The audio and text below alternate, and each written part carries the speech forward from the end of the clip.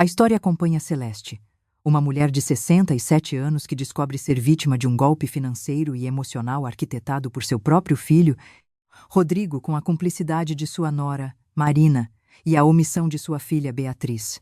O enredo é repleto de reviravoltas, revelando segredos do falecido, marido de Celeste, Otávio, e uma rede de corrupção que envolve médicos e juízes. O clímax ocorre quando Celeste vira o jogo usando provas irrefutáveis, levando os culpados à justiça e reconquistando sua dignidade e patrimônio ao lado de seus netos leais, Luna e Té.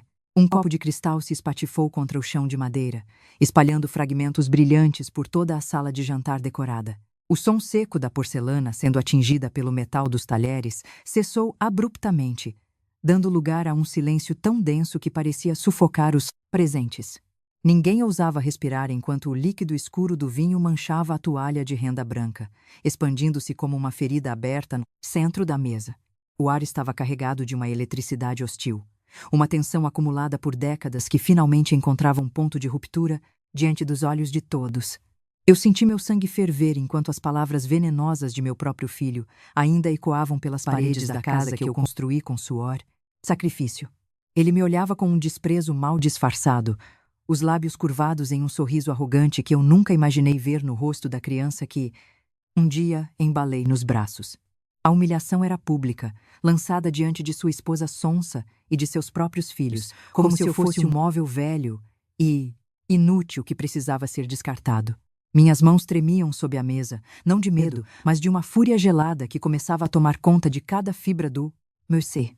Celeste, uma mulher de 67 anos que dedicou cada segundo de sua existência ao bem-estar de uma família que agora a tratava como um fardo. Eu olhei para Rodrigo, meu filho do meio, o engenheiro de 42 anos que usava sapatos caros pagos com a minha aposentadoria, e vi um estranho. Ele acabara de sugerir, com uma naturalidade assustadora, que eu não tinha mais discernimento para cuidar das minhas próprias contas e que a casa era grande demais para uma velha solitária. Marina, minha nora, limpava os cantos da boca com um guardanapo de linho, evitando o meu olhar, mas seus olhos brilhavam com a cobiça de quem já estava medindo o tamanho dos quartos. O tilintar dos talheres parando de bater na porcelana foi o som mais alto que ouvi naquela noite de quinta-feira, às 8h23 da noite. Eu sei o horário exato porque meus olhos buscaram o relógio de madeira do meu sogro na parede. Um objeto que sobreviveu a casamentos, perdas e aniversários, mas que agora testemunhava o desmoronamento de uma linhagem. Eu me levantei devagar, sentindo o peso dos meus anos, mas também a força de quem nunca se deixou abater por pouco. A cadeira arrastou no assoalho, produzindo um rangido estridente que fez os gêmeos, Luna e Té, finalmente tirarem os olhos de seus iPhones de última geração. Como é saber que eu não vou mais pagar as suas contas, Rodrigo? Minha voz saiu calma, mas carregada de uma autoridade que o fez empalidecer, instantaneamente, o sorriso arrogante sumindo como fumaça ao vento. O silêncio que se seguiu foi absoluto, quebrado apenas pelo som rítmico do relógio, de parede que parecia contar os segundos da queda de seu império de papel. Eu olhei para cada um deles, os parasitas bem vestidos que sentavam à minha mesa todas as semanas não por amor, mas para fazer cálculos de quanto ainda podiam extrair de mim. Marina soltou uma risada nervosa, tentando suavizar o clima. Mas suas palavras só serviram para aumentar o abismo entre nós enquanto ela tentava justificar o injustificável. Ela falou sobre a minha idade, sobre o perigo das escadas, sobre como uma senhora sozinha precisava de proteção e de um ambiente mais controlado. Proteção de quem, Marina? Eu perguntei, fixando meus olhos nos dela até que ela desviasse o olhar, o rosto ficando vermelho de vergonha ou talvez de ódio por ter sido desmascarada. Eu percebi naquele momento que os sinais estavam ali há 23 anos, nas pequenas faltas de respeito, nas visitas que só aconteciam no dia do pagamento, nos olhares de soslaio quando eu comprava algo para mim. Eu ignorei cada bandeira vermelha em nome de uma harmonia familiar que nunca existiu de verdade, mas que eu alimentava com transferências bancárias e jantares de bacalhau. Mas aquela mesa, coberta com a toalha que eu mesma bordei ponto a ponto, tinha se tornado o palco final de uma farsa que eu não estava mais disposta a encenar. Rodrigo tentou retomar o controle da situação, alegando que estava apenas preocupado com o meu futuro e que a administração dos imóveis na Barra estava ficando pesada demais para mim. Ele falou sobre investimentos, sobre a necessidade de liquidez, termos técnicos usados para esconder a intenção, como um predador que acredita ter encurralado sua presa, sem saber que eu conhecia cada truque que ele aprendeu, pois fui eu quem o ensinou a ser esperto, embora tenha falhado em ensiná-lo a ser honesto. Luna, minha neta de 16 anos, mordeu o lábio inferior, parecendo dividida entre a lealdade ao pai e o carinho que ainda nutria por mim, enquanto Té continuava em silêncio, absorvendo a atenção. A casa inteira, que horas antes cheirava a azeite e batatas douradas, agora parecia ter um odor metálico de traição e ganância que me embrulhava o estômago. Eu olhei para o lugar vazio na cabeceira da mesa, onde Otávio costumava sentar, e senti uma pontada de solidão, mas também uma clareza cortante que me dizia que eu estava sozinha nessa batalha. Você acha que eu não presto para nada, Rodrigo? Eu perguntei novamente, caminhando até ele e colocando a mão firme sobre seu ombro, movimento muito antes daquele jantar, e que envolvia segredos que eu ainda não conseguia imaginar. Ele não respondeu, mas o jeito que ele apertou, garfo contra o prato, me disse tudo o que eu precisava saber sobre as intenções de meu próprio filho. Foi naquele instante, sob a luz amarelada do lustre de cristal, que eu decidi que o jantar não era apenas o fim de uma noite, mas o início de uma guerra que eu estava pronta para vencer. Eu não era apenas uma velha de 67 anos. Eu era Celeste Mendes, a mulher que geriu farmácias e criou 3 filhos enquanto o marido sonhava com projetos que raramente saíam do papel. Se eles achavam que eu entregaria as chaves da minha vida sem lutar, eles estavam prestes a descobrir o erro fatal de subestimar uma mãe ferida. Eu me afastei da mesa e caminhei em direção ao corredor, deixando-os para trás com seus pratos cheios e suas almas vazias, mas parei na porta para um último aviso. Amanhã, todos os cartões adicionais e as senhas de acesso que vocês possuem serão cancelados, eu disse sem olhar para trás, ouvindo o barulho de algo caindo novamente na sala. Eu entrei no meu quarto e tranquei a porta, o coração batendo forte, sabendo que a partir de agora cada passo precisava ser calculado com precisão cirúrgica. Mas o que eu encontrei dentro da gaveta do meu criado mudo, algo que eu não via há anos, me fez perceber que a traição era muito mais profunda do que um simples desejo por imóveis. A luz fraca do abajur de cabeceira projetava sombras distorcidas pelas paredes do meu quarto, enquanto eu segurava aquele pequeno envelope pardo com as mãos ainda trêmulas. Dentro da gaveta, escondido sob uma pilha de lenços antigos que eu não tocava há meses, o papel parecia queimar entre meus dedos. Não era apenas uma carta. Era um extrato bancário impresso em papel térmico, daqueles que desbotam com o tempo. Mas os números ainda eram legíveis o suficiente para fazer meu mundo girar. Havia saques realizados em caixas eletrônicos da Barra da Tijuca, valores picados de 2 em 2, R$ 1.000, somando uma quantia que eu nunca autorizei. O suor frio escorreu pela minha nuca enquanto eu percebia que a invasão à minha vida não era apenas verbal ou psicológica, era financeira e silenciosa. Eu me sentei na beirada da cama, sentindo o colchão afundar sob o peso do meu desespero, e tentei respirar fundo para não deixar o pânico me dominar completamente. Na sala, o barulho de vozes abafadas e o som de passos apressados indicavam que Rodrigo e Marina ainda estavam lá, provavelmente discutindo como lidar com o meu súbito ataque de autoridade. Eu podia ouvir o tom ríspido de Rodrigo, aquela voz que ele usava quando as coisas não saíam do seu jeito. E a resposta sussurrada de Marina, sempre calculista. Eles achavam que eu estava derrotada, escondida sob os lençóis chorando minha solidão. Mas aquele extrato bancário foi o estalo de lucidez que eu precisava para entender que a guerra já havia começado há muito tempo. Eu apenas não tinha ido para a trincheira. Levantei-me com uma determinação que nasceu das cinzas da minha decepção e caminhei até a antiga escrivaninha de Otávio, que permanecia no canto do quarto como um túmulo de memórias. Abri a tampa de madeira e comecei a vasculhar as pastas, procurando por qualquer rastro de movimentação que fizesse sentido com o que eu acabara de encontrar. Meus olhos ardiam devido ao cansaço, mas a adrenalina me mantinha alerta. Cada papel que eu folheva parecia uma peça de um quebra-cabeça sinistro. Foi então que percebi algo estranho na lateral da gaveta de fundo falso que Otávio usava para guardar documentos importantes da empresa de engenharia. Havia uma pequena marca de arranhão na madeira, como se alguém tivesse forçado a abertura, recentemente com uma chave de fenda ou algo metálico.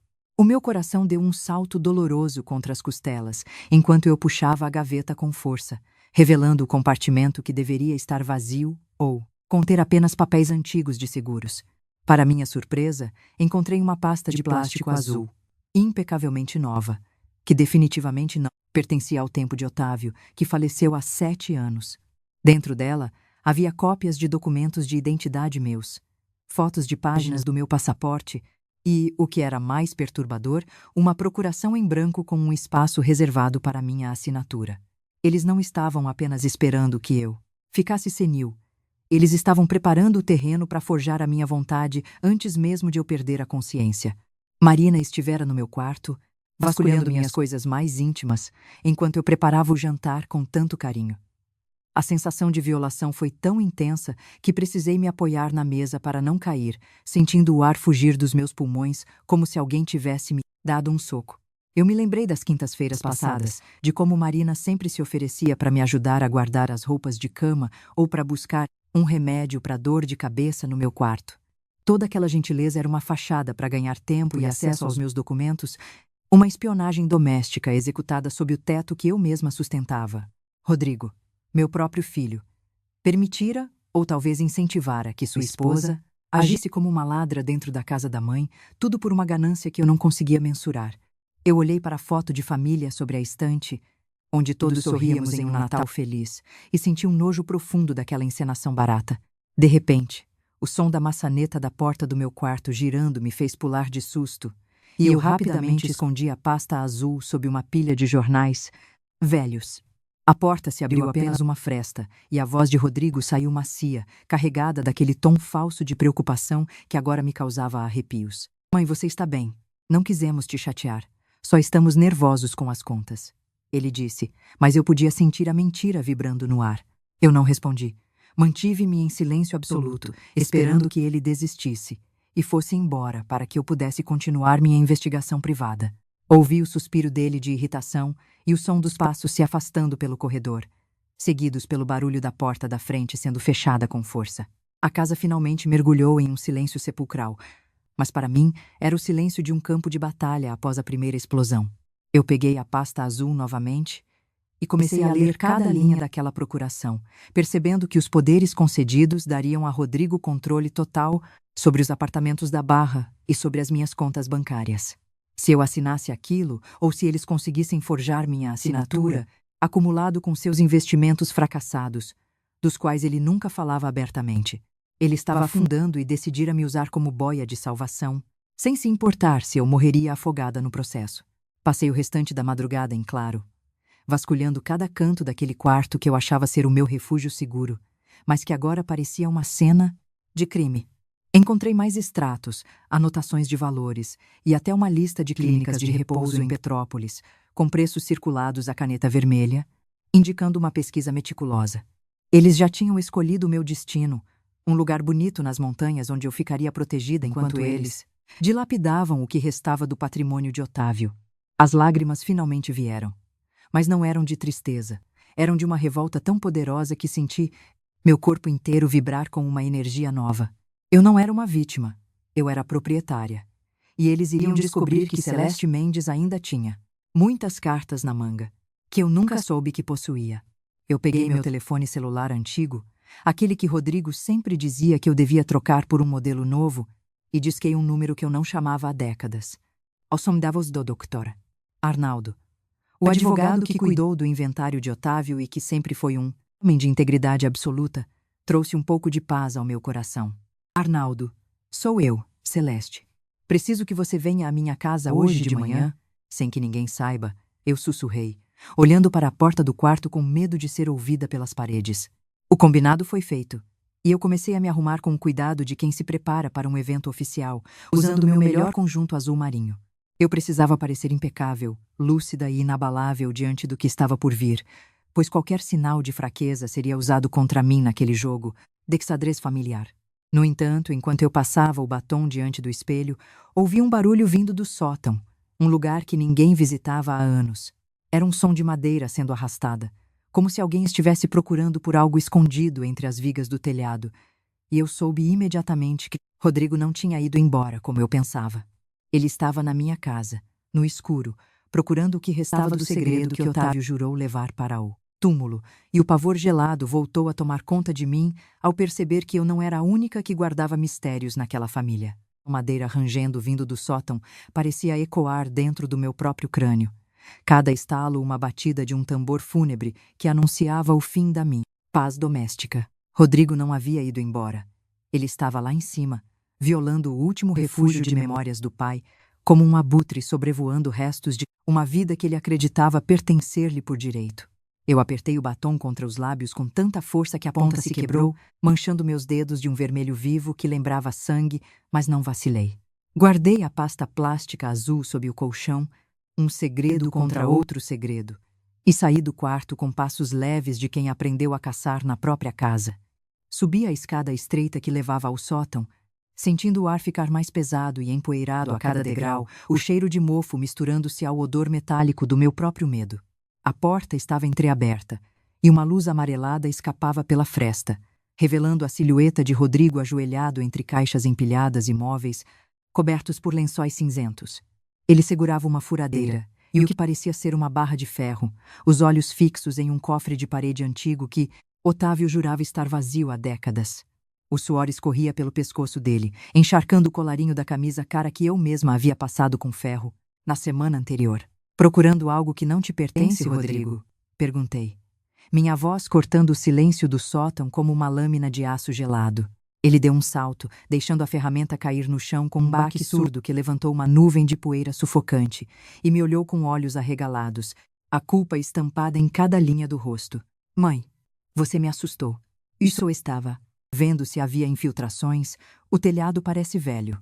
Ele gaguejou, tentando esconder a barra de ferro atrás das costas. A mentira era tão patética que senti uma onda de náusea, seguida por uma clareza absoluta. Meu filho não tinha apenas ganância. Ele tinha uma audácia criminosa que eu não podia mais ignorar. O telhado está ótimo, Rodrigo. O que está podre é o que acontece sob ele, respondi, aproximando-me dele e ignorando o perigo evidente da situação.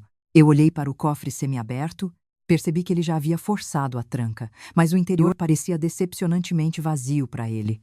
Ele não sabia que o que Otávio escondia não estava em moedas ou joias naquele lugar óbvio, mas em informações que valiam muito mais. Desça agora e saia da minha casa antes que eu chame a polícia. Por invasão de domicílio e tentativa de furto, ordenei, apontando para a escada com uma autoridade que o fez recuar, o olhar de predador sendo substituído pelo de um animal encurralado. Ele desceu as escadas resmungando impropérios, a arrogância voltando assim que pisou no corredor principal, ameaçando-me com laudos médicos e internações compulsórias como se eu fosse uma criança birrenta. Você vai se arrepender disso, mãe. Você está fora de si. Todo mundo vê, gritou ele antes de bater a porta da frente. Mas desta vez eu ouvi o motor do carro arrancar e desaparecer pela Rua das Acácias. O silêncio voltou, mas durou pouco. O interfone tocou exatamente às 9 horas da manhã, anunciando a chegada do doutor. Arnaldo. Arnaldo entrou na sala carregando uma pasta executiva de couro, o rosto sério de quem traz notícias que mudam destinos, e sentou-se à mesa onde, na noite anterior, o bacalhau havia esfriado sob o peso da traição. Celeste, eu fiz a auditoria preliminar que você pediu nas contas da construtora e, nos seus extratos pessoais, começou ele, ajustando os óculos e espalhando papéis que pareciam sentenças de morte financeira. O buraco é muito mais profundo do que imaginávamos. Há saques de quase R$400 mil apenas nos últimos 12 meses, todos feitos através daquela procuração que você assinou antes da cirurgia. Senti minhas pernas fraquejarem e sentei-me na cadeira de carvalho, a mesma onde Rodrigo havia zombado da minha utilidade poucas horas antes. Arnaldo continuou, a voz firme e profissional, revelando que Rodrigo não estava apenas gastando meu dinheiro. Ele estava usando o meu CPF para garantir empréstimos em empresas fantasma chamadas RM Consultoria e C. Mendes. Investimentos. Ele acumulou uma dívida de mais de R$1,5 milhão com credores que não são bancos, Celeste. Pessoas perigosas que não aceitam atrasos, alertou ele, olhando-me com uma piedade que me feriu mais do que a própria notícia. Eu fechei os olhos por um momento, lembrando-me do rosto de Marina e de como ela sorria enquanto experimentava minhas joias quando achava que eu não estava olhando. Arnaldo então tirou um pequeno pendrive da pasta e colocou-o sobre a mesa, como se fosse um artefato explosivo. Eu encontrei isto nos registros digitais da empresa do Otávio. Ele mantinha um diário financeiro paralelo, Celeste, e há menções a uma conta em um paraíso fiscal que nunca foi declarada no inventário. O segredo de Otávio estava começando a emergir, uma fortuna oculta de 5 milhões de dólares que Rodrigo acreditava ser o seu prêmio final. Mas Arnaldo ainda não havia terminado o diagnóstico da tragédia. Ele inclinou-se para a frente, a voz baixando para um sussurro tenso. Celeste, há algo mais grave. Eu descobri que o Rodrigo e a Marina já deram entrada em um pedido de interdição liminar em um cartório fora da capital, usando vídeos editados para fazer você parecer demente. O meu próprio filho estava tentando apagar a minha existência legal para herdar um patrimônio que ele já estava destruindo por dentro. Eles pretendem agir rápido, possivelmente nas próximas 48 horas, enviando uma equipe para levar você para Petrópolis à força. Enquanto Arnaldo falava, ouvi o som de uma mensagem chegando no meu celular. Era um vídeo enviado por um número desconhecido.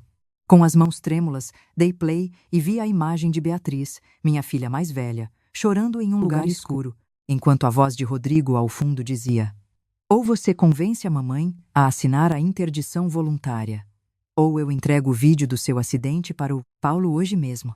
O golpe não era apenas contra mim.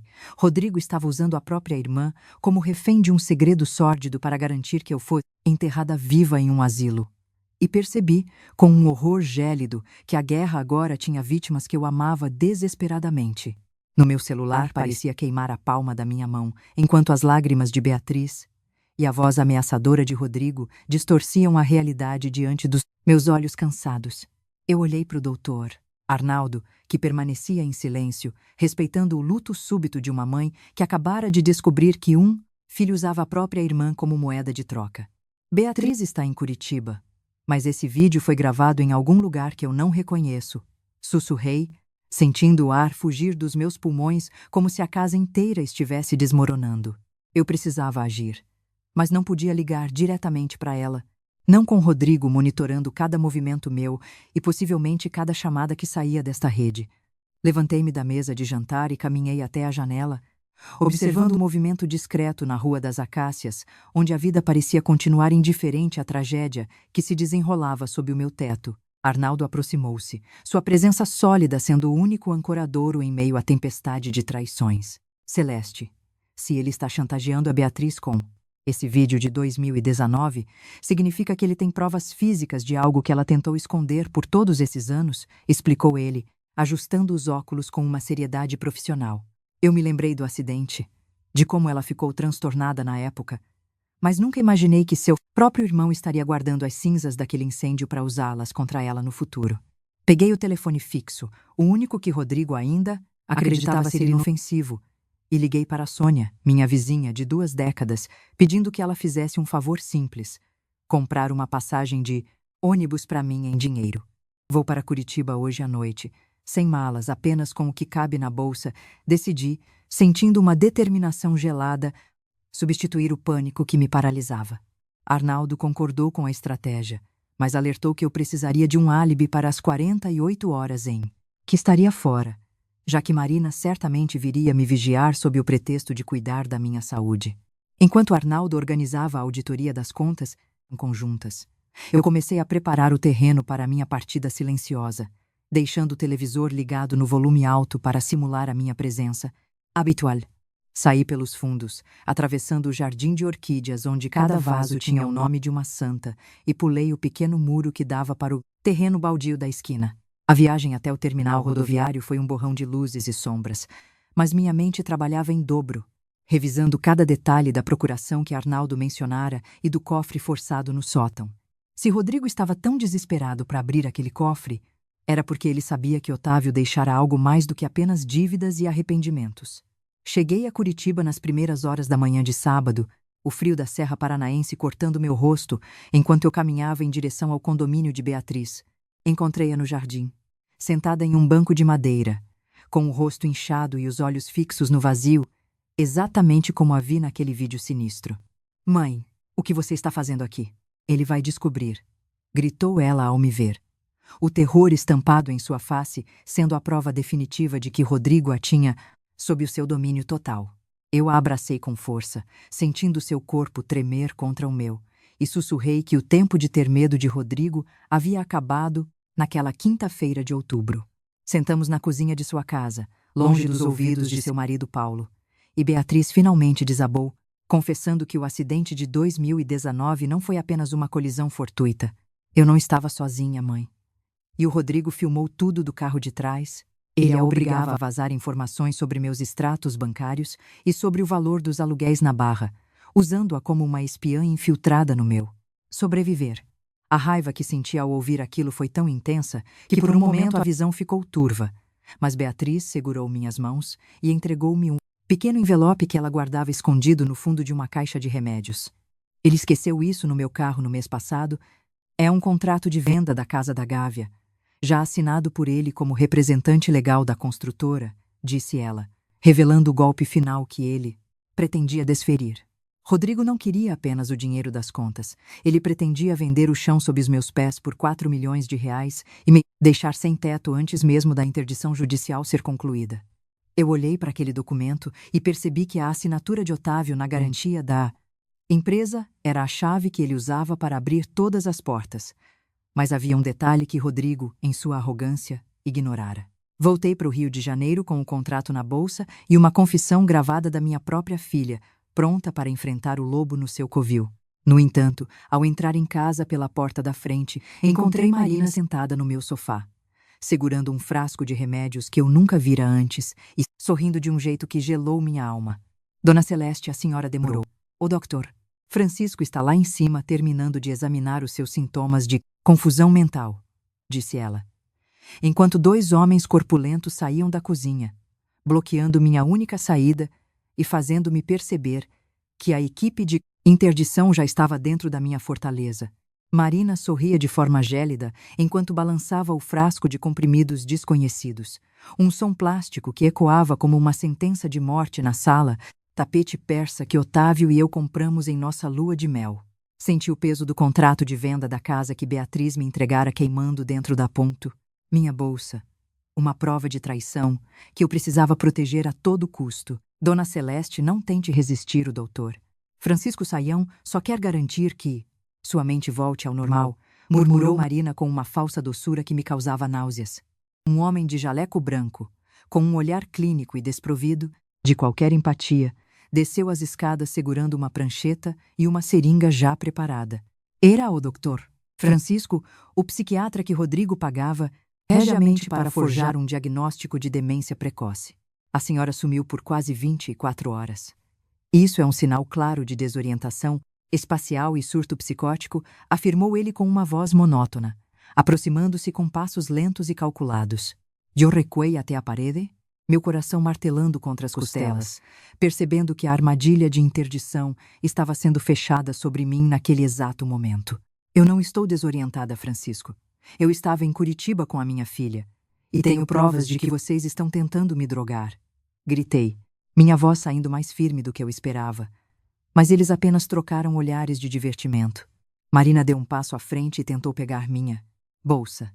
Mas eu a segurei com uma força que nasceu do puro instinto de sobrevivência. Vejam só. A agressividade também é um sintoma, comentou o médico, fazendo um sinal para os seguranças avançarem e me imobilizarem no sofá.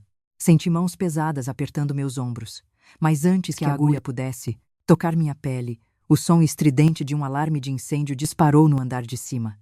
Uma fumaça espessa começou a descer pelas escadas e o caos se instalou na sala de estar em questão de segundos. Aproveitando a distração dos homens, consegui enfiar a mão no bolso e apertar o botão de descagem rápida do meu celular antigo. Luna e Té, meus netos, apareceram no topo da escada com extintores de incêndio nas mãos, disparando o pó químico branco diretamente contra o médico e os capangas. Saiam de perto da minha avó, gritou Té, enquanto o ambiente se tornava uma névoa impenetrável que ardia nos olhos de Marina e do psiquiatra corrupto. Em meio à confusão, Luna correu até mim, puxando-me pelo braço em direção à cozinha, enquanto Té continuava a barreira de fumaça. Conseguimos sair pela porta de serviço e entrar no carro de Paulo, o marido de Beatriz, que nos esperava com o motor ligado no final da viela. Vovó, a gente ouviu tudo pelo gravador que você deixou no quarto, a Luna ligou para o doutor. Arnaldo e a polícia está a caminho, explicou Té, sua voz tremendo, mas cheia de uma coragem que Rodrigo nunca teve. Olhei para trás e vi as luzes, vermelhas e azuis das viaturas dobrando a esquina, cortando o silêncio daquela manhã de sábado. Oh, Doctor! Arnaldo apareceu logo em seguida, acompanhado pelo delegado Monteiro, um homem de feições endurecidas que já trazia consigo a ordem de busca e apreensão. Celeste, você está bem. Eles te tocaram? Perguntou Arnaldo, enquanto os policiais entravam na casa e algemavam os 2 seguranças e o doutor. Francisco no jardim.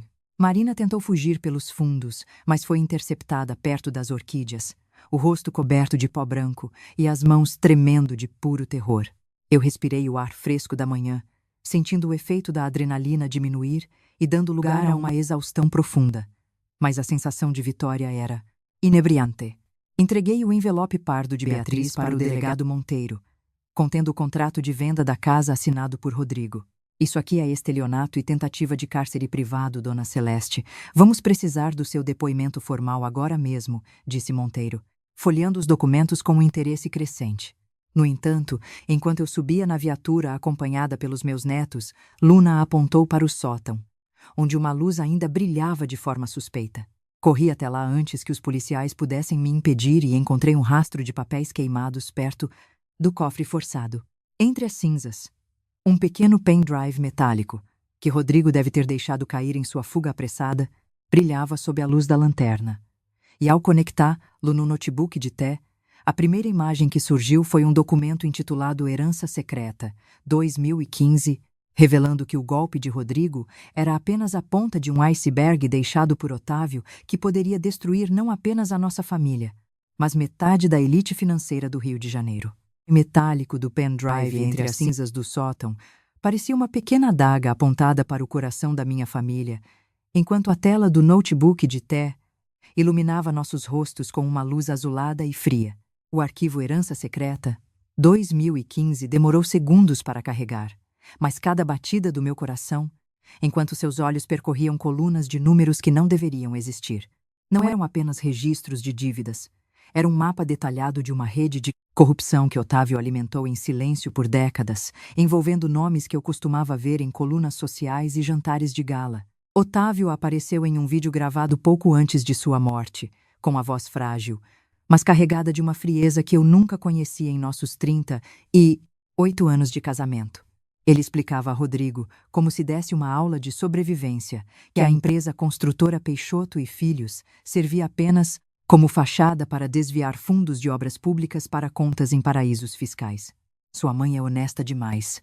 Ela nunca entenderia o que foi preciso fazer para garantir o futuro desta família, dizia o homem que eu amei, referindo-se a mim como se eu fosse um obstáculo à sua ganância. Senti uma náusea profunda ao perceber que a fundação da minha vida confortável fora construída sobre um pântano de mentiras e crimes financeiros. Arnaldo começou a cruzar os dados do pendrive com as transferências recentes que Rodrigo havia feito usando a minha procuração forjada. Celeste, o seu filho não está apenas gastando dinheiro, ele está sendo chantageado pelos antigos sócios do seu marido, revelou o advogado, apontando para uma série de pagamentos fixos destinados a uma offshore chamada MRK Empreendimentos. Rodrigo não era o mentor intelectual que o meu confinamento. Ele estava vendendo a minha casa da Gávea para pagar o silêncio de homens que poderiam colocar Lu na cadeia pelos crimes do pai. Té, meu neto, mantinha os dedos ágeis no teclado, rastreando endereços de IP e e-mails criptografados que Marina trocava com uma tal de Patrícia. Descobrimos que Patrícia era, na verdade, a secretária de um juiz influente, o mesmo que assinou a ordem de interdição emergencial que quase me restante da herança secreta para as Ilhas Cayman antes que eu pudesse reagir. Marina não era apenas uma nora gananciosa. Ela era o elo de ligação entre Rodrigo e o judiciário corrupto que Otávio ajudou a corromper no passado. Delegado Monteiro entrou no sótão com o rosto sombrio, carregando o telefone celular de Rodrigo que fora apreendido durante a tentativa de fuga. Dona Celeste, acabamos de interceptar uma mensagem enviada há 10 minutos, disse ele, mostrando a tela onde um remetente anônimo perguntava: onde está o pacote? Os homens de Petrópolis já estão na estrada. O gelo subiu pela minha espinha ao perceber que, mesmo com Marina e o médico algemados no jardim, o mecanismo que eles acionaram não havia parado. De repente, o som pesado de pneus derrapando no cascalho da entrada da frente quebrou o silêncio da noite.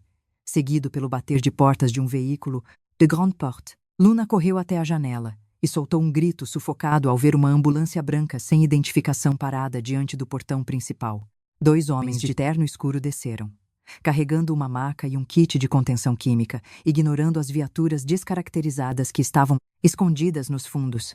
Eles não eram médicos, eram limpadores enviados pela MRK para garantir que a testemunha central daquela rede de corrupção desaparecesse para sempre. Arnaldo me puxou para trás de uma estante pesada enquanto o delegado Monteiro sacava sua arma, fazendo sinal para que Té e Luna se escondessem sob a mesa de carvalho. Ouvimos o som de vidro quebrando no andar de baixo e o grito de Marina, com sua ganância agora estavam dentro da minha casa. E eu percebi que a herança de Otávio não era apenas dinheiro. Era uma sentença de morte que estava subindo as escadas do sótão, degrau por degrau. Pesados ecoavam na escada de madeira, cada degrau rangendo sob o peso dos homens que subiam para o sótão com uma intenção letal. O delegado Monteiro sinalizou para que eu me abaixasse atrás da escrivaninha de Otávio, enquanto Luna e Té permaneciam encolhidos, o terror estampado em seus rostos iluminados apenas pela tela do notebook. O ar estava impregnado com o cheiro de mofo e poeira, mas agora havia algo mais, o odor metálico do perigo iminente que subia as escadas. Senti o pendrive metálico, que continha os segredos da MRK e da herança secreta, pressionado contra a palma da minha mão como se fosse a única arma que eu possuía. A porta do sótão foi escancarada com um chute, violento, revelando as silhuetas dos 2 homens de terno escuro contra a luz do corredor.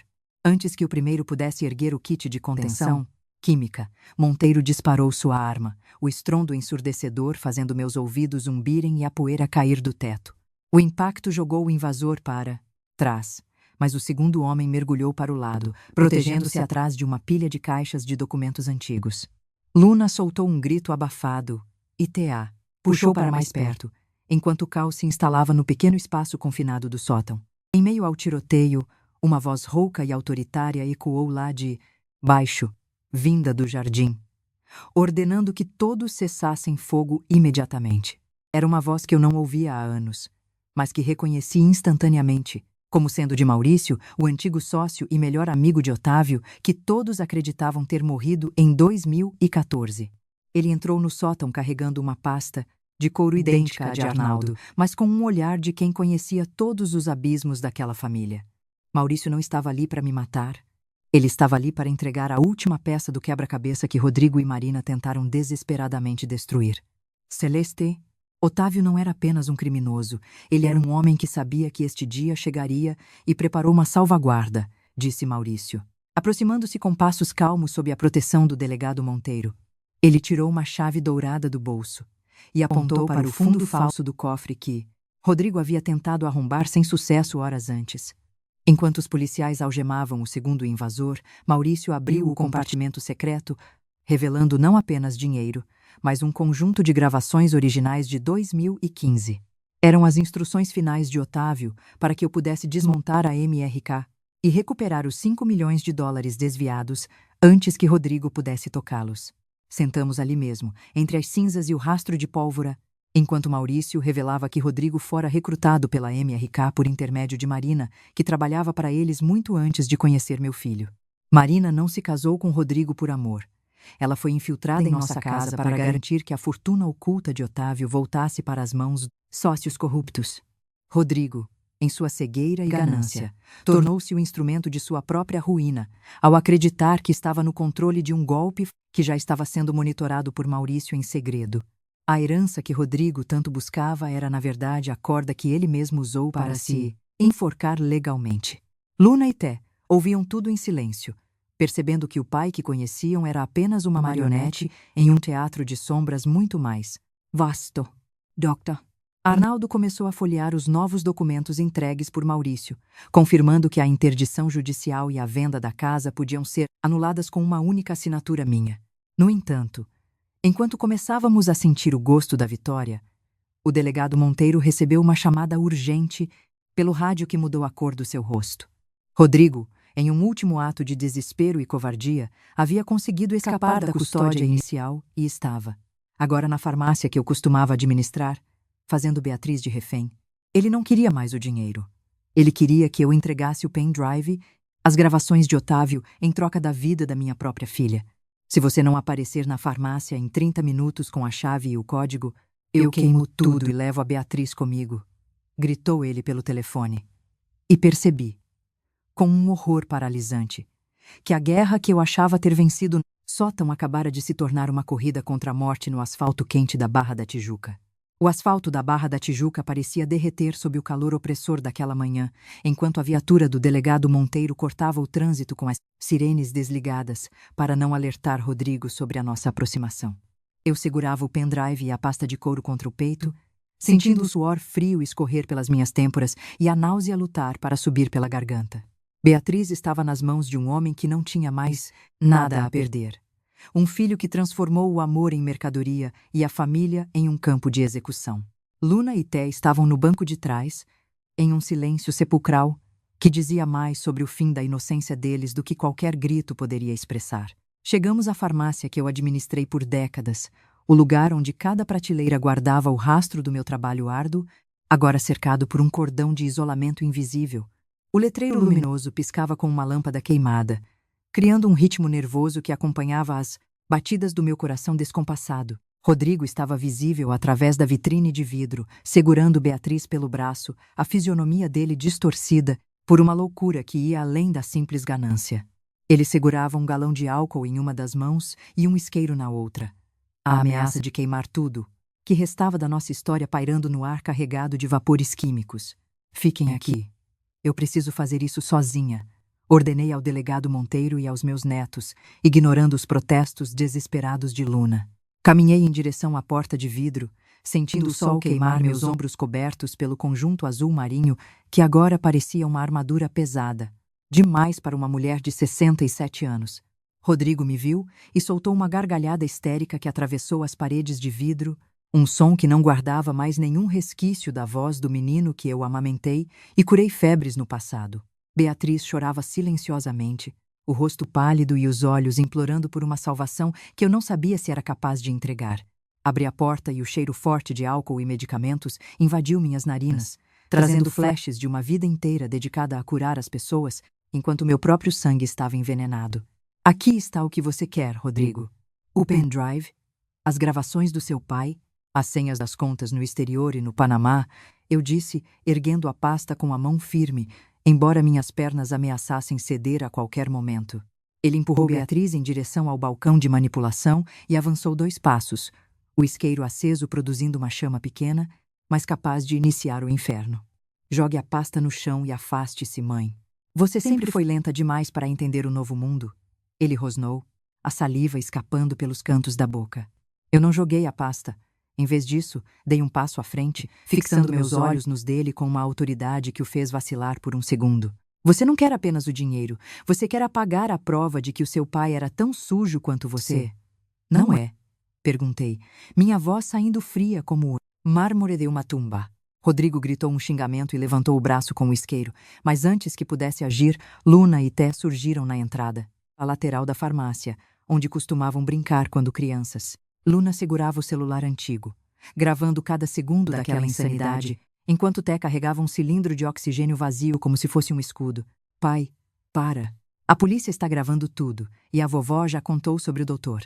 Francisco e a Marina, gritou Luna, sua voz adolescente quebrando o domínio da tensão no recinto. Rodrigo virou o rosto em direção aos filhos. E foi naquele milésimo de segundo de distração que Beatriz conseguiu se soltar e correr em minha direção. Ele rugiu de raiva e tentou lançar o isqueiro contra as prateleiras de álcool. Mas Té, com uma agilidade que eu nunca vira nele, lançou o cilindro contra as pernas do pai, derrubando-o no chão antes que a chama pudesse encontrar o combustível. O delegado Monteiro e os agentes invadiram o local imediatamente, imobilizando Rodrigo enquanto Beatriz caía nos meus braços, soluçando uma dor de décadas que finalmente encontrava um caminho para sair. Eu olhei para o meu filho sendo algemado entre os vidros quebrados de remédios espalhados pelo chão, sentindo um vazio que nenhum $1 milhão poderia preencher. Luna e Té me abraçaram, formando um escudo humano em torno da minha exaustão, enquanto Rodrigo ainda gritava que a herança era dele por direito. No entanto, enquanto Arnaldo entrava no local para recolher os documentos, ele percebeu algo estranho na mão de Rodrigo. Um segundo pendrive, muito menor, que ele tentara engolir durante a luta. Casa, revelando que havia alguém lá dentro naquele exato momento, vasculhando o forro do banheiro, onde a reserva de ouro estava escondida. O silêncio na farmácia foi quebrado pelo som metálico das algemas fechando-se nos pulsos de Rodrigo, mas meu olhar estava fixo na tela do tablet de Arnaldo. A imagem em tempo real mostrava um vulto movendo-se com precisão cirúrgica dentro do forro do meu banheiro de serviço, exatamente onde eu acreditava que o segredo das barras de ouro estava seguro. Senti um frio paralisante subir pela espinha, não pelo valor material, mas pela percepção de que a invasão à minha vida era absoluta e coordenada. Delegado Monteiro, eles estão na minha casa agora, gritei, enquanto Beatriz se agarrava ao meu braço, ainda trêmula após o confronto. Saímos da farmácia em uma disparada frenética, as sirenes cortando o ar da tarde como gritos de agônia. Luna e Té insistiram em vir conosco.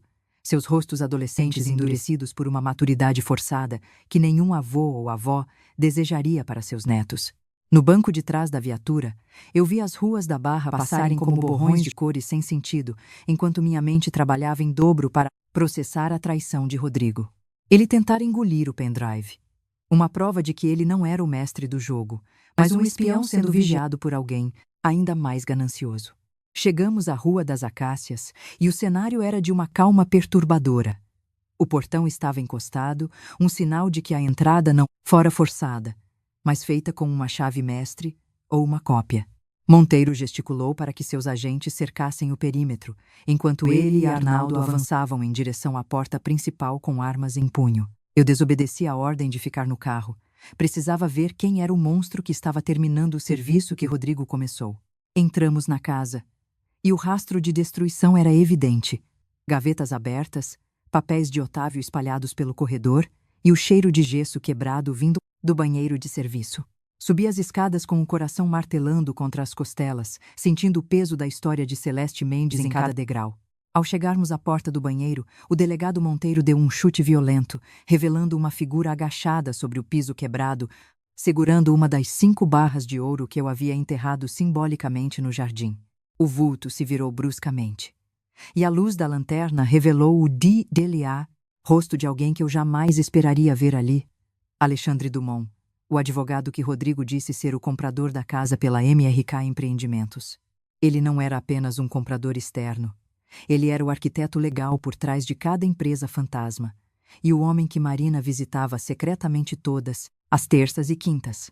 Dona Celeste, a senhora é realmente uma sobrevivente, disse Alexandre, sua voz carregada de uma arrogância que me deu náuseas, enquanto Monteiro o imobilizava contra a parede manchada de gesso.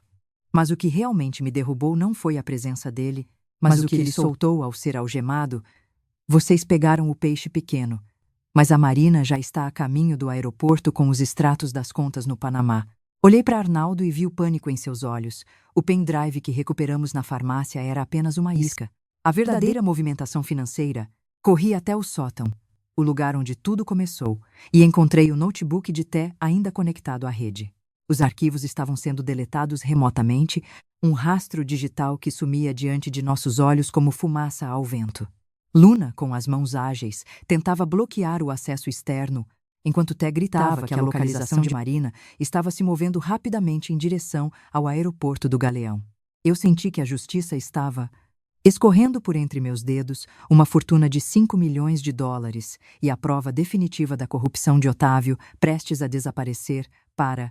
Foi então que notei um detalhe no canto da tela que todos haviam ignorado. Uma chamada de vídeo ativa, em modo oculto, conectada a um endereço em Lisboa. Na imagem distorcida, Carmen, minha filha mais nova, apareceu segurando um envelope idêntico ao que Beatriz me entregara, mas o dela estava lacrado com o sinete da construtora Peixoto. Ela olhava para a câmera com uma frieza que me gelou o sangue e disse, com a voz firme de quem já não tinha mais volta, mãe: o Rodrigo foi apenas o primeiro ato. Se você quiser ver o ouro e os apartamentos da Barra, novamente, terá que escolher entre a minha liberdade e o futuro dos seus netos. O choque de descobrir que a filha que eu achava ser minha aliada era verdadeiramente por trás da rede internacional de lavagem de dinheiro de Otávio me fez desabar no chão poeirento do sótão, enquanto o som de um jato decolando no notebook anunciava que o último segredo da família Mendes acabara de ganhar os céus. O impacto das palavras de Carmen através da tela do notebook no sótão foi como uma granada explodindo silenciosamente na nossa sala, fragmentando o que restava da minha ilusão de maternidade. Eu estava sentada no chão poeirento, cercada por cinzas e segredos, enquanto o rosto da minha filha caçula brilhava em Lisboa com uma frieza que nem o inverno europeu poderia justificar. Ela não era a vítima fraca que eu tentava proteger com remessas de dinheiro mensais. Ela era a vigilante silenciosa de toda a operação de lavagem de divisas de Otávio. Mãe, não me olhe com essa decepção moralista. O papai me escolheu porque eu sabia a diferença entre amor e sobrevivência, disse ela, fechando o envelope com o sinete da empresa. O delegado Monteiro aproximou-se rapidamente, tentando sinalizar para que Té mantivesse a conexão ativa o máximo de tempo possível para rastrear o endereço IP exato em Portugal. No entanto, Carmen era meticulosa. Ela sabia que o tempo estava contra nós e que a prisão de Rodrigo no Rio de Janeiro era apenas o sinal para ela acelerar a liquidação dos ativos internacionais. Arnaldo pegou o telefone e começou a discar freneticamente para seus contatos na Interpol, enquanto meus netos, Luna e Té, me seguravam pelos ombros, tentando me manter firme enquanto o mundo girava. A traição de um filho dói, mas a coordenação da traição entre todos eles transforma a dor em uma dormência gélida que paralisa a alma. Carmen, você está chantageando a própria mãe em troca de dinheiro roubado do seu pai? Perguntei, minha voz saindo rouca e quase inaudível devido ao choque. Ela riu, um som metálico que atravessou 5.000 quilômetros de distância e mostrou na tela uma série de extratos bancários que mostravam movimentações massivas saindo das contas conjuntas que eu dividia com Rodrigo. Eu não estou chantageando ninguém. Estou apenas garantindo a minha parte na herança que você e o papai esconderam de mim por anos sob o pretexto de honestidade, retrucou ela, enquanto o som de um alerta de transação concluída ecoava no fundo da imagem.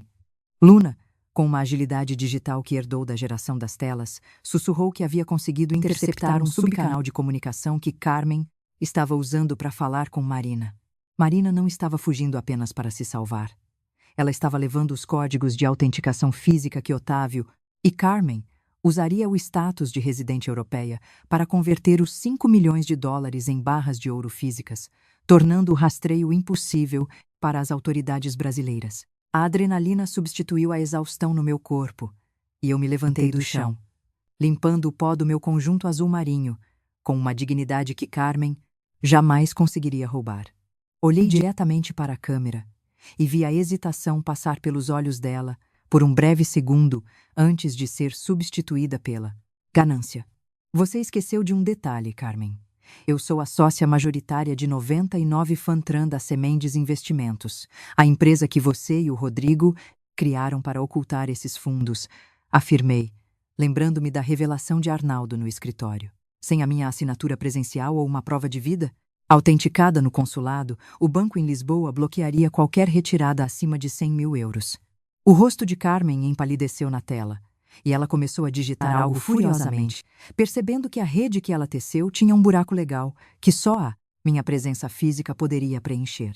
Arnaldo, prepare os documentos de denúncia internacional de fraude e formação de quadrilha agora, ordenei, voltando para a sala principal enquanto o delegado Monteiro coordenava a interceptação de Marina no portão de embarque do galeão. A guerra não era mais apenas pela casa na Gávea ou pela farmácia. Era uma corrida contra o relógio para evitar que Carmen se tornasse o último fantasma de Otávio a assombrar o nosso futuro. No entanto, antes que a conexão fosse cortada, Carmen deu o seu último golpe, exibindo uma foto de Luna e Té saindo da escola, tirada por um ângulo que indicava que eles estavam sendo seguidos por semanas. Você pode ter a empresa, mãe, mas eu tenho os olhos sobre os seus favoritos. Se o dinheiro não cair na conta do Panamá em 2 horas, os limpadores que você conheceu no sótão farão uma visita definitiva ao Paulo e às crianças, ameaçou ela, antes da tela ficar completamente preta. O silêncio que caiu sobre o sótão foi interrompido apenas pelo som do meu próprio coração batendo forte. Enquanto eu percebia que, para salvar meus netos, eu teria que me tornar tão implacável quanto os monstros que eu mesma coloquei no mundo. O silêncio mortal que se seguiu à ameaça de Carmen no sótão era quebrado apenas pelo zumbido eletrônico do notebook e pela respiração ofegante de Luna ao meu lado. Olhei para as mãos trêmulas da minha neta e depois para Té, que mantinha os olhos fixos na tela preta, processando o fato de que sua própria tia agora era o monstro final a ser enfrentado. O delegado Monteiro não perdeu tempo e começou a latir ordens pelo rádio, mobilizando equipes de proteção para a escola e para a residência de Paulo em Curitiba. A guerra familiar de Celeste Mendes havia atravessado o oceano e se tornado uma operação de resgate em tempo real contra uma mente criminosa que eu mesma ajudei a criar com meu silêncio complacente durante anos. Celeste, precisamos ganhar tempo para que a Interpol em Lisboa localize o esconderijo da Carmen antes que ela perceba que o bloqueio bancário é permanente, sussurrou o doutor. Arnaldo, puxando-me para um canto da sala enquanto Té digitava furiosamente. Decidimos usar a ganância dela contra ela mesma, montando uma armadilha digital que simulava uma transferência de emergência de US$ 2 milhões para uma conta fantasma no Panamá. Era um movimento arriscado. Um jogo de blefe onde o prêmio era a vida de meus netos e o preço da derrota era o desaparecimento total de Carmen com o que restava do patrimônio de Otávio. Eu sentia cada batida do meu coração como um golpe de martelo contra as costelas, mas a frieza de uma estrategista tomava conta da minha mente. Té conseguiu reabrir um canal de áudio oculto, permitindo que ouvíssemos o som ambiente do local onde Carmen estava escondida em Portugal. Era um som rítmico de gaivotas e o barulho de ondas batendo contra um cais. Ela está perto de uma marina, provavelmente em Cascais, teorizou Monteiro, enviando as coordenadas sonoras para os agentes internacionais que já estavam em alerta máximo. Enquanto isso, eu peguei o microfone e iniciei o contato. Minha voz saindo estável e carregada de uma decepção que eu não precisava fingir para convencer minha filha da minha rendição. Carmen, eu autorizei a transferência parcial, mas o sistema exige uma confirmação biométrica que só pode ser feita através de um link seguro que o Té vai enviar, eu disse, sentindo o suor frio escorrer pelas costas. Houve um longo momento de hesitação do outro lado da linha, o tipo de silêncio que precede um bote ou uma descoberta. E eu rezei para que a arrogância de Carmen falasse mais alto que sua cautela. Você está tentando me rastrear, mãe. Eu não sou o Rodrigo. Eu conheço cada truque do Arnaldo. Ela rebateu, mas havia um rastro de dúvida em sua voz que indicava que o valor de 2 milhões era tentador demais para ser ignorado. Té enviou o link, um cavalo de Troia sofisticado disfarçado de protocolo bancário que começaria a extrair a localização exata e as imagens das câmeras do local assim que fosse clicado. Luna apertou minha mão com força. Os olhos fixos no gráfico de progresso que subia lentamente na tela, cada porcentagem uma pequena vitória contra o tempo. A confirmação de clique brilhou em verde no monitor. E imediatamente as imagens começaram a surgir.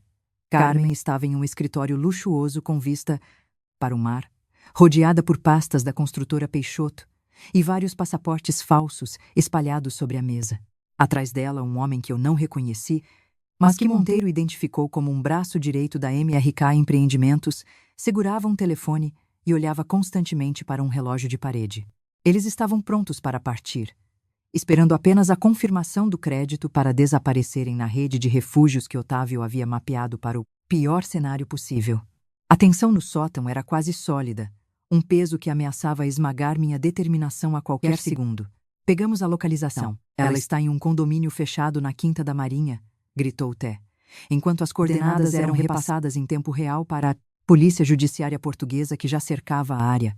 No entanto, o sistema de segurança de Carmen detectou a intrusão e a tela começou a piscar em vermelho. Um aviso de que o rastreio fora descoberto antes que a operação de captura fosse concluída. Você me traiu pela última vez, Celeste? Gritou Carmen antes de destruir o próprio notebook, fazendo com que a imagem se fragmentasse em 1000 pedaços digitais diante de nós. O silêncio que se seguiu foi preenchido apenas pelo som do rádio de Monteiro, anunciando que um tiroteio havia começado nos arredores do condomínio em... Eu caí sentada na cadeira de Otávio, sentindo o peso de todas as escolhas erradas que nos trouxeram até aqui, enquanto Arnaldo tentava obter informações sobre o estado de Carmen e Beatriz. A notícia de que Marina fora capturada no aeroporto trouxe um alívio momentâneo, mas a verdadeira cabeça da serpente ainda estava livre e possivelmente armada. Monteiro olhou para mim com uma gravidade que me gelou a alma e disse que a equipe em Portugal havia perdido o rastro de Carmen durante a confusão do confronto. Mas o pior aconteceu quando Té Ao tentar recuperar os últimos dados do sistema, encontrou um arquivo de vídeo agendado para ser disparado em 5 minutos para todos os contatos da farmácia e da construtora. Era uma gravação de Otávio, feita no seu último mês de vida, onde ele confessava que o verdadeiro ouro não estava enterrado, mas que ele o havia transformado em ações de uma empresa de fachada que agora pertencia legalmente a um terceiro nome secreto, e se esse nome fosse revelado, a destruição financeira de todos nós seria inevitável e imediata. O cronômetro digital na tela do notebook de Té piscava em um vermelho agressivo, uma contagem regressiva para a aniquilação total da nossa reputação. Faltavam menos de 5 minutos para que o vídeo de confissão de Otávio fosse disparado para cada contato comercial, bancário e pessoal que a família Mendes construiu em décadas.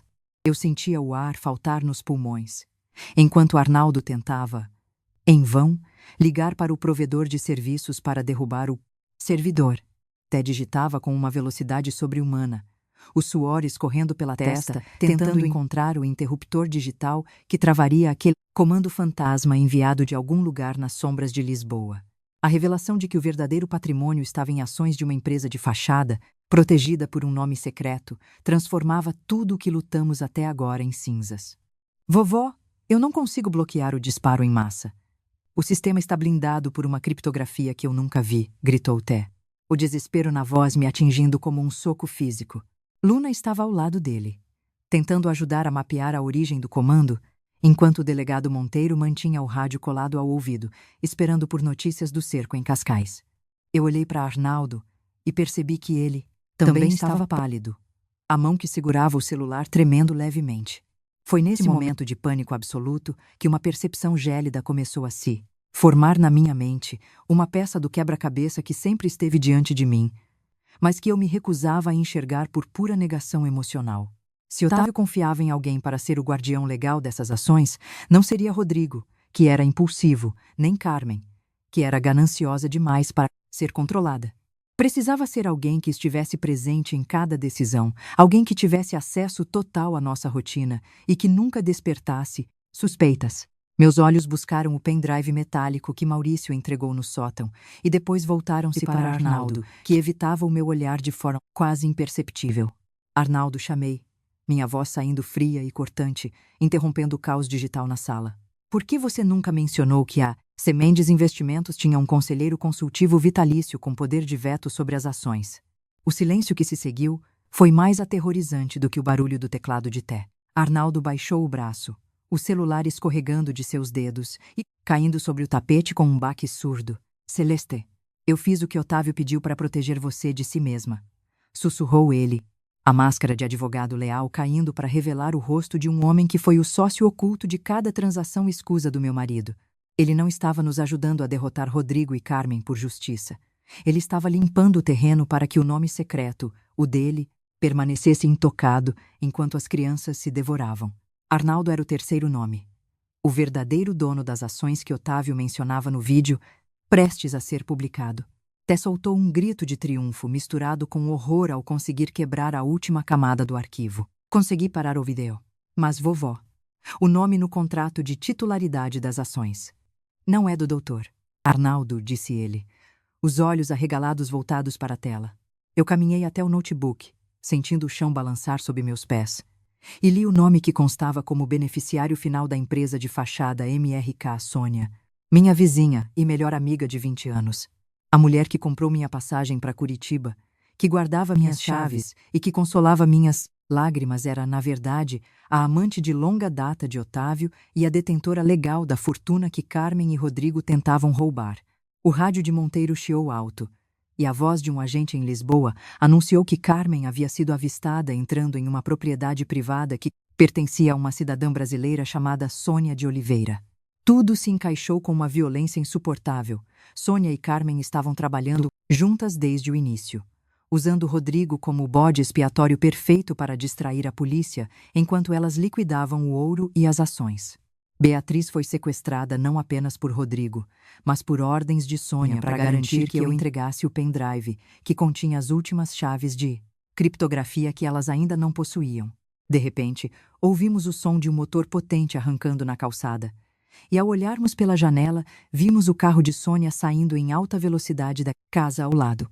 Monteiro correu para sua viatura. Mas antes que pudesse sair, o notebook de Té disparou um alerta sonoro diferente. O vídeo. Ele não era uma confissão para o mundo, vovó. Era uma mensagem direta para você, explicou Té, dando play no arquivo que ele acabara de resgatar. Na imagem, Otávio sorria de forma sinistra e dizia: Celeste, se você chegou a este vídeo é porque descobriu a Sônia. O que você não sabe é que a casa da Gávea está minerada com explosivos ligados ao sistema de segurança. E se a Sônia não digitar o código de desativação nos próximos 10 minutos, ninguém sairá vivo desse sótão. O pânico voltou a reinar enquanto percebíamos que estávamos trancados em uma armadilha mortal cronometrada, e o único controle remoto para nossa sobrevivência estava nas mãos da mulher que acabara de fugir em direção ao aeroporto. O suor escorria frio pelas minhas têmporas enquanto o cronômetro na tela do notebook de Té marcava menos de 10 minutos para a explosão final. As paredes do sótão, que um dia guardaram segredos de família, agora pareciam se fechar sobre nós como uma tumba de concreto e memórias corrompidas. Otávio, meu marido de quase 4 décadas, havia deixado uma armadilha póstuma tão cruel que minha mente lutava para aceitar a profundidade de sua traição. Sônia, a mulher que eu chamava de amiga e que segurava minha mão em momentos de luto, era a detentora do código de desativação e acabara de fugir, deixando-nos para morrer entre os escombros da nossa própria história. O delegado Monteiro tentou forçar a porta do sótão, mas o sistema de segurança eletrônico havia travado todas as saídas magnéticas da casa. Té gritava ordens para Luna, tentando desesperadamente encontrar uma brecha no código-fonte do software de segurança que Otávio instalara anos atrás. Vovó, o sistema está interligado aos sensores de fumaça e de movimento. Qualquer tentativa de arrombamento físico pode acelerar a detonação, alertou Té, seus dedos voando sobre o teclado com uma agilidade que misturava terror e genialidade técnica.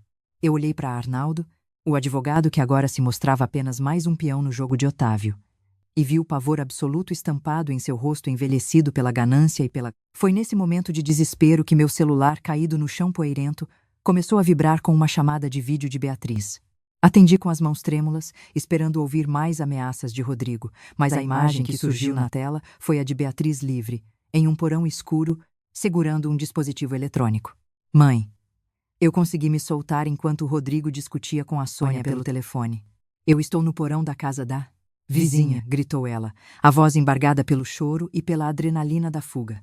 Beatriz explicou que, antes de fugir, Sônia havia deixado cair um pequeno caderno de anotações com sequências numéricas que pareciam coordenadas de segurança. A voz de Beatriz era o único fio de esperança que nos restava, enquanto o cronômetro marcava 6 minutos para o fim de tudo. Ela começou a ler as sequências para Té, que as inseria no terminal de comando com uma precisão cirúrgica, tentando desviar o fluxo de energia dos detonadores. Beatriz, procure por um código que comece com a data do nosso casamento. Otávio era obcecado por usar datas importantes como chaves. Gritei para o celular, lembrando-me da mania doentia do meu marido de misturar o pessoal com o criminoso.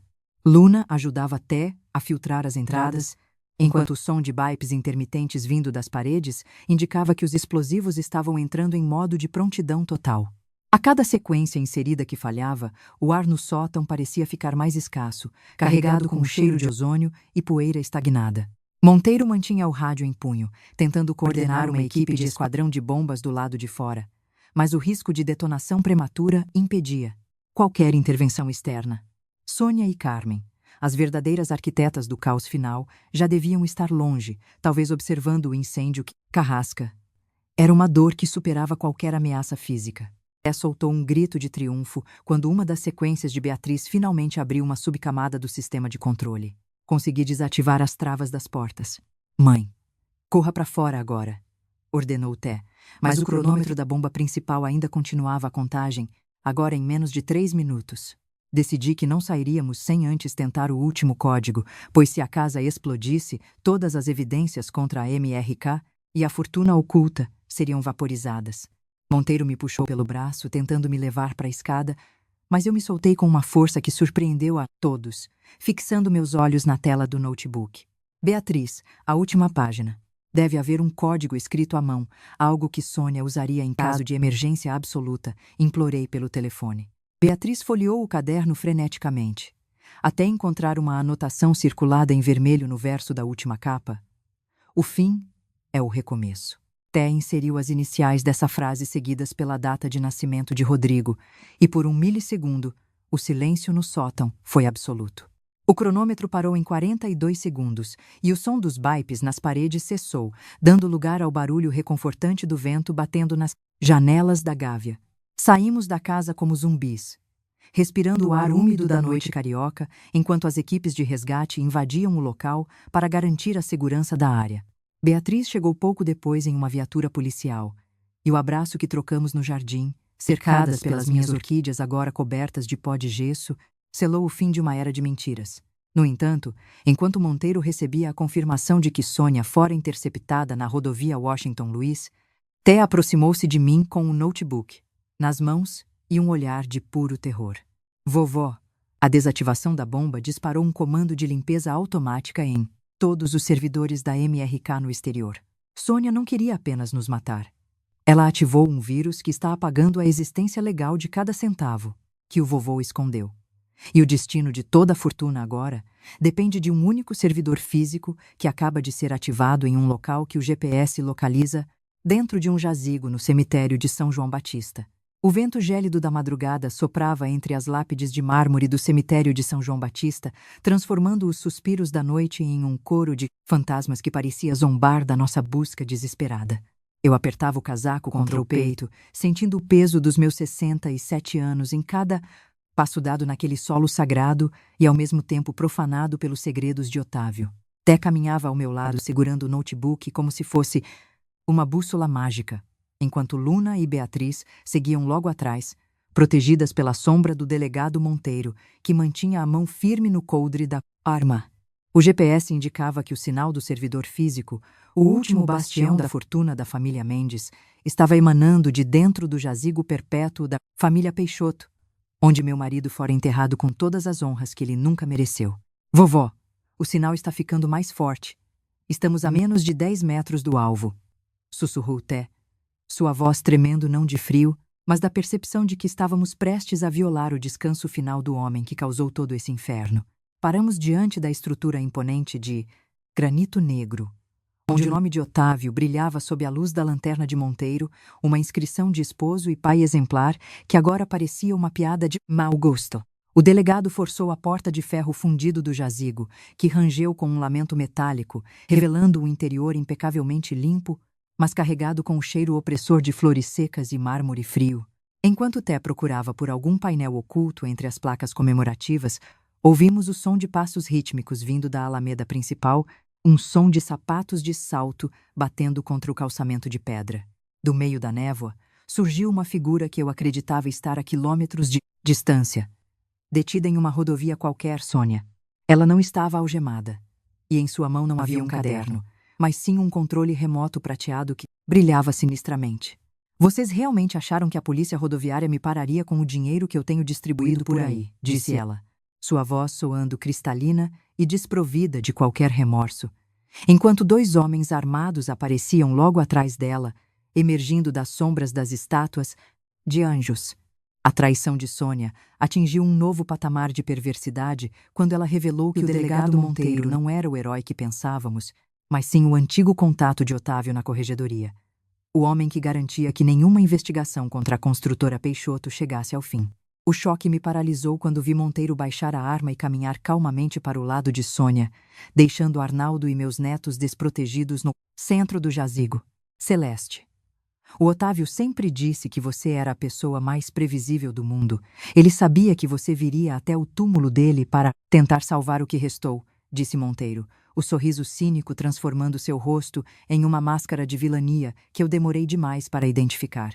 Beatriz tentou avançar, mas um dos capangas de Sônia a segurou pelo pescoço, pressionando o cano de uma pistola contra sua têmpora, o que me fez cair de joelhos sobre o mármore frio do chão do jazigo.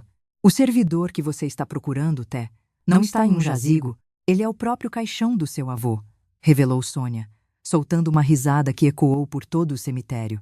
Té abriu a tampa de mármore do túmulo de Otávio, com a ajuda de Arnaldo, que agora parecia apenas um espectador aterrorizado, e encontrou um sistema de resfriamento líquido e processadores de última geração montados dentro da urna funerária onde o corpo de Otávio deveria estar. Não havia restos mortais. Otávio usou sua própria morte forjada para criar um bunker digital indestrutível que Sônia agora controlava. Final das ações da MRK para sua conta pessoal em Dubai. Ela caminhou em minha direção segurando um scanner portátil, enquanto Luna chorava, silenciosamente ao ver a avó ser humilhada daquela forma. Abra os olhos, Celeste, e talvez eu deixe seus netos saírem vivos deste cemitério antes de eu ativar a limpeza total da casa da Gávea, ordenou Sônia, aproximando o aparelho do meu rosto. Eu olhei para Té e vi um brilho de inteligência em seus olhos. Ele estava discretamente conectando um cabo do seu notebook diretamente na placa-mãe que estava dentro do caixão, tentando um último hack desesperado. Eu mantive meus olhos fechados, ganhando cada segundo possível, enquanto sentia a frieza do scanner encostar na minha pele. No entanto, o silêncio da noite foi interrompido por um som inesperado. O barulho de helicópteros da Polícia Federal e o estouro de granadas de efeito moral nas entradas do cemitério. Arnaldo, que todos pensávamos ser apenas um covarde, revelou que havia acionado uma denúncia anônima para a Inteligência Federal meses atrás, servindo como um agente infiltrado no círculo de Otávio. Mas a reviravolta final veio de dentro do próprio caixão. Quando Té inseriu o comando de interceptação, o sistema não desbloqueou o dinheiro, mas iniciou uma transmissão de áudio gravada por Otávio apenas para aquele momento específico. Sônia, se você está ouvindo isso, é porque tentou usar a Celeste para me roubar. Você esqueceu que eu nunca confiei em ninguém além do meu próprio sangue, dizia a voz de Otávio, enquanto uma luz vermelha começava a piscar freneticamente no painel do servidor e um aviso de autodestruição de dados em 60 segundos aparecia na tela de Té, ameaçando apagar a única prova que poderia incriminar Monteiro e salvar a liberdade de Beatriz. O clarão das granadas de efeito moral iluminou as estátuas de mármore do cemitério, transformando o refúgio sombrio em um cenário de guerra urbana em segundos. O som ensurdecedor das explosões e o zumbido dos helicópteros da Polícia Federal abafaram os gritos de Sônia, que tentava desesperadamente recuperar o controle remoto prateado caído no chão. Eu senti a mão de Té puxar meu braço com uma força frenética enquanto ele gritava algo sobre o servidor que estava prestes a se transformar em fumaça digital. Vovó, eu preciso de 30 segundos, apenas 30 segundos para espelhar a unidade. Em central, ele berrava, seus dedos voando sobre o teclado manchado de poeira e pólvora dentro do jazigo da família Peixoto. O delegado Monteiro, vendo sua rede de proteção desmoronar, sacou uma segunda arma oculta e disparou contra os agentes federais que avançavam pelas alamedas, mas foi atingido no ombro por um tiro de precisão vindo do alto. Sônia, percebendo que a biometria ocular que ela tanto cobiçava agora era irrelevante diante da autodestruição programada por Otávio, correu em direção à saída lateral, abandonando seus capangas à própria sorte. Beatriz e Luna conseguiram se arrastar para trás de um sarcófago de granito pesado, protegendo-se dos estilhaços de mármore que voavam toda vez que uma bala atingia as paredes do túmulo. O ar estava saturado com o cheiro acre de gás lacrimogênio e o odor persistente de flores secas e morte. Eu me joguei sobre o corpo de Té, servindo como um escudo humano enquanto ele conectava o cabo de transferência diretamente no coração pulsante do servidor de Otávio. A tela do notebook mostrava uma barra de progresso que parecia se mover em câmera lenta, marcando apenas 15 Fantran enquanto o cronômetro de autodestruição descia impiedosamente para 10 segundos. Vai, Té, vai. Eu incentivava, embora minha própria voz estivesse embargada pelo pânico e pela exaustão física de uma noite que parecia não ter fim. O rosto de Otávio, congelado na tela de erro, parecia rir do nosso esforço final para desvendar a herança que ele transformou em uma sentença de morte coletiva. Aos 5 segundos, uma explosão menor dentro do hardware disparou uma nuvem de fumaça preta e faíscas que queimaram as pontas dos dedos de Té, mas ele não soltou o cabo. No último segundo, antes que o sistema entrasse em colapso total e apagasse os rastros da MRK Empreendimentos, a barra de progresso deu um salto súbito para 100 Fantran, com um som de notificação que soou como um hino de liberdade. Eu peguei tudo, vovó. As provas contra o Monteiro, as contas de Sônia e o rastro da Carmen em Portugal, gritou ele, desconectando o notebook no exato momento em que o servidor interno do caixão derreteu em uma massa disforme de plástico e metal. Os agentes federais invadiram o jazigo com luzes de tática montadas em seus fuzis, gritando ordens para que todos se jogassem no chão. Arnaldo, o advogado que agira como infiltrado, levantou as mãos e gritou sua senha de identificação, garantindo que não fôssemos alvos da força-tarefa. Vi Monteiro ser algemado e arrastado pelo gramado, seu rosto agora uma máscara de ódio e derrota, enquanto os paramédicos atendiam Beatriz, que tinha o pescoço marcado pela violência dos capangas. Sônia, no entanto, havia desaparecido nas sombras do cemitério, deixando para trás apenas o rastro de destruição e a certeza de que ela ainda possuía aliados nas sombras da elite carioca. Nós saímos do cemitério de São João Batista sob a luz pálida do amanhecer, sentindo o peso do mundo sendo parcialmente retirado de nossos ombros, mas a vitória tinha um gosto amargo de cinzas.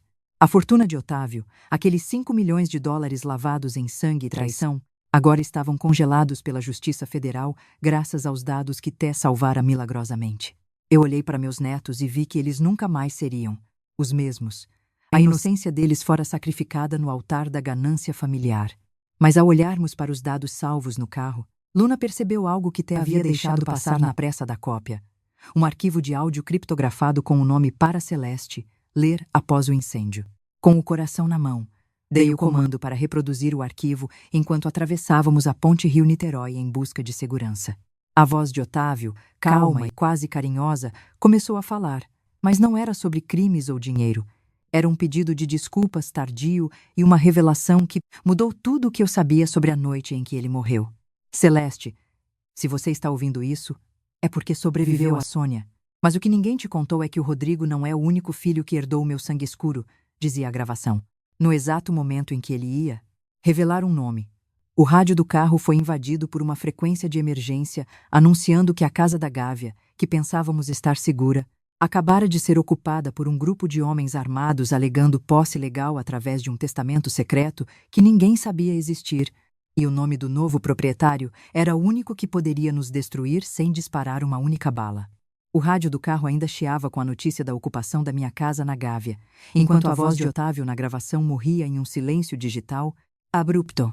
Eu sentia meu coração pesar como se tivesse chumbo nas veias, olhando para Beatriz e meus netos, Luna e Té, que tentavam processar a ideia de que o pesadelo estava longe de terminar. Quem seria esse novo proprietário legal? Como um testamento secreto poderia surgir do nada, invalidando décadas de união estável e patrimônio construído com o meu esforço? O sol começava a iluminar o Cristo Redentor, mas para mim, a cidade parecia envolta em uma névoa de injustiça e traição sistêmica que eu não conseguia dissipar. Dirigimos de volta para a Zona Sul, mas não fomos para a porta da frente.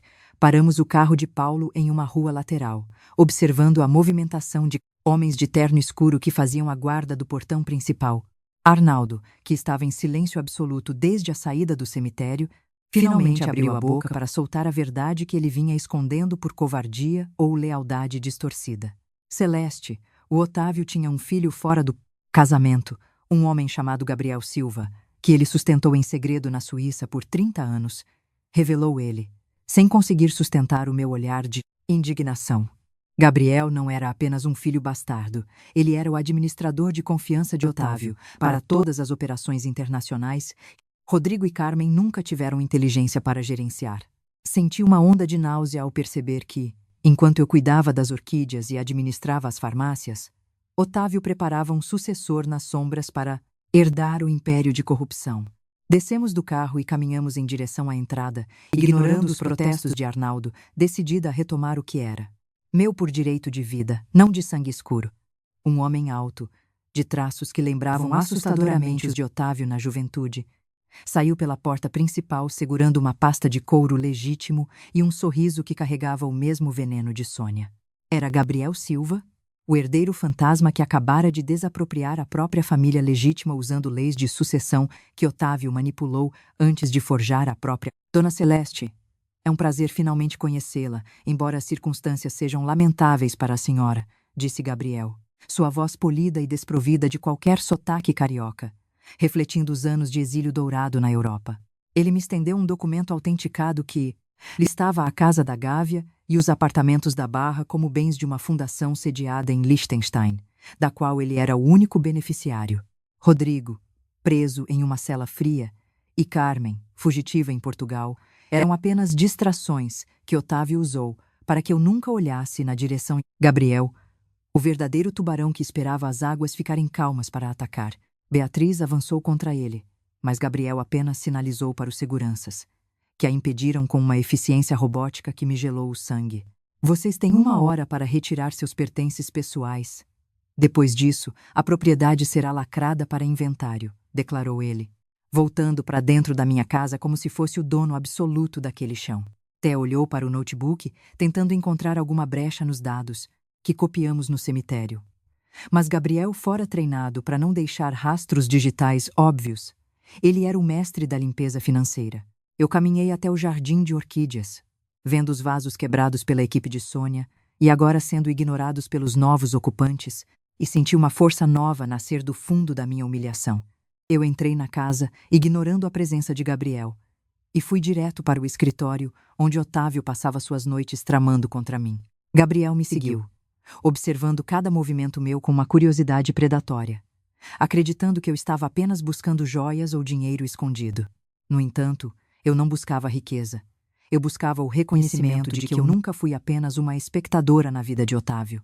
Abri a gaveta secreta da escrivaninha, aquela que nem mesmo Rodrigo conseguiu encontrar, e retirei um pequeno envelope de veludo azul que continha a única coisa que Gabriel não possuía: a certidão de casamento original com comunhão total de bens, assinada em uma época em que Otávio ainda não sabia como burlar o sistema. Você pode ter o testamento, Gabriel, mas você não tem a anulação do meu contrato nupcial, que foi registrado antes de você sequer ser concebido, eu disse, jogando o papel sobre a mesa com uma autoridade que o fez perder o sorriso. Arnaldo rapidamente começou a ler o documento, percebendo que Otávio cometera um erro técnico ao tentar transferir bens que legalmente pertenciam à metade da minha ameação inalienável. Subestimou por machismo e preconceito de idade. Luna e Té se aproximaram. E Té mostrou na tela do notebook que o arquivo de áudio de Otávio tinha uma segunda parte, escondida atrás de uma camada de metadados. Dei o play, e a voz de Otávio revelou o golpe final contra Gabriel. Gabriel, eu sei que você tentará tirar tudo da Celeste, mas se você o fizer, os documentos que provam que você desviou fundos da MRK para sua conta pessoal em Zurique serão enviados automaticamente para a Interpol. Otávio não confiava nem no filho que ele mesmo treinou. Ele criou um sistema de destruição mútua assegurada para garantir que ninguém saísse vencedor sem o meu consentimento. Gabriel recuou, percebendo que estava preso em uma teia que o próprio pai teceu para estrangular a todos nós. No entanto, quando achei que tínhamos o controle, a porta da frente se abriu com um estrondo e Carmen entrou na sala, exausta e com roupas sujas, mas segurando uma arma apontada diretamente para Gabriel. Ninguém vai ficar com nada se eu não puder levar a minha parte, gritou ela, a sanidade visivelmente esgarçada pela perseguição em Portugal e pela traição de Sônia. O impasse mexicano que se formou no centro da sala da Gávea era a representação perfeita do legado de Otávio, filhos armados uns contra os outros, lutando pelas cinzas de um império construído sobre mentiras. Eu me coloquei entre Carmen e meus netos, sentindo que o próximo segundo decidiria não apenas quem ficaria com a fortuna, mas quem sairia vivo daquela sala, enquanto o som de sirenes da Polícia Federal voltava a ecoar pelo bairro, anunciando que o acerto de contas final não deixaria sobreviventes emocionais. O cano da arma de Carmen brilhava sob a luz do lustre de cristal, apontado diretamente para o peito de Gabriel, enquanto o som das sirenes da Polícia Federal rugia do lado de fora, cercando a mansão da Gávea. O impasse no centro da sala era o retrato final da herança maldita de Otávio, uma filha consumida pelo ódio, um filho bastardo movido pela frieza. E eu, Celeste, a mulher que sustentou aquele teatro de sombras por quase 40 anos. Abaixe essa arma, Carmen. O jogo acabou para todos nós, eu disse, minha voz saindo com uma calma que parecia vir de outro mundo, um lugar onde a dor já não conseguia mais me tocar. Gabriel permanecia imóvel, as mãos erguidas, mas seus olhos ainda calculavam uma saída, uma última mentira que pudesse salvar do destino que o próprio pai traçou. A porta da frente foi arrombada pelos agentes federais exatamente no momento em que Carmen vacilou, as lágrimas escorrendo pelo rosto sujo e cansado. Ela não puxou o gatilho. Em vez disso, deixou a pistola cair sobre o tapete persa e caiu de joelhos, soluçando a derrota de uma vida inteira de ganância. Os policiais invadiram a sala, imobilizando Gabriel e recolhendo os documentos que Arnaldo tentava proteger com seu corpo trêmulo. Beatriz correu para os meus braços e Luna e Té nos abraçaram, formando um círculo de sobrevivência em meio ao caos da justiça que finalmente chegava para limpar os pecados de Otávio. Nas semanas que se seguiram, a poeira da batalha legal começou a baixar sob o peso das provas irrefutáveis que Té havia salvado no jazigo. Rodrigo e Marina foram condenados a penas severas por estelionato, tentativa de sequestro e fraude financeira, enquanto Carmen foi extraditada para Portugal para responder por lavagem de dinheiro antes de cumprir sua sentença no Brasil. Gabriel Silva, o filho que Otávio escondeu, viu seu castelo de cartas desmoronar quando a Interpol confiscou todas as contas em Zurique e Liechtenstein, deixando-o apenas com a vergonha de um nome que agora significava nada. A Casa da Gávea foi colocada à venda, não por ordem de um testamento falso, mas por uma decisão minha de me libertar de cada tijolo que carregava o odor da traição. Vendi tudo. A farmácia que administrei por décadas foi passada para um grupo de funcionários honestos que sempre estiveram ao meu lado, e os apartamentos da Barra foram liquidados para garantir um fundo de educação inabalável para Luna e Té. Eu não queria mais o ouro de Otávio. Aquelas 5 barras que Alexandre Dumont tentou roubar agora pertenciam ao Estado como parte da reparação pelos crimes da construtora Peixoto. Arnaldo, em um último ato de redenção, ajudou a desmantelar o que restava da MRK antes de se aposentar em definitivo, carregando o peso de sua própria omissão como uma sombra perpétua. Hoje, estou sentada em um café em Lisboa, em frente à Torre de Belém, sentindo a brisa fresca do rio Tejo tocar meu rosto. Não estou aqui como uma fugitiva, mas como uma mulher que finalmente aprendeu a respirar sem o peso das expectativas alheias. Beatriz está em Curitiba, reconstruindo sua vida com Paulo, longe das chantagens de Rodrigo, e nos falamos todos os dias por vídeo. Luna e Té estão estudando na Europa, e suas visitas aos finais de semana são a única fortuna que eu realmente faço questão de acumular. A mesa onde agora tomo meu café está limpa, paga com o dinheiro do meu próprio trabalho, sem o tilintar de talheres de parasitas ou o silêncio opressor de uma família que se odiava em segredo. Olho para o horizonte e percebo que a herança de Otávio não foi o dinheiro ou as propriedades, mas a lição final de que a liberdade tem um preço que poucas pessoas estão dispostas a pagar. Eu virei a mesa, não por vingança, mas por amor próprio, deixando para trás os destroços de uma linhagem que se perdeu na própria ganância. Se você conhece uma Celeste ou se você é uma, saiba que nunca é tarde para se levantar e perguntar: como é saber que eu não vou mais pagar as suas contas? A resposta não virá de terceiros, mas do silêncio de paz que se segue quando você finalmente decide ser a única dona do seu destino. O sol se põe sobre Lisboa, tingindo o céu de tons alaranjados e violetas, as mesmas cores das orquídeas que eu costumava cultivar na Gávea. Mas aqui, nesta nova terra, eu não preciso de muros ou cofres escondidos para me sentir segura. A verdadeira herança é o direito de envelhecer com dignidade, cercada por aqueles que me amam pelo que sou e não pelo que possuo. Eu sou Celeste Mendes, e pela primeira vez em 67 anos, eu não sirvo para ser usada, manipulada ou roubada. Eu sirvo apenas para ser feliz. Em uma mesa onde a conta final foi quitada com a minha própria,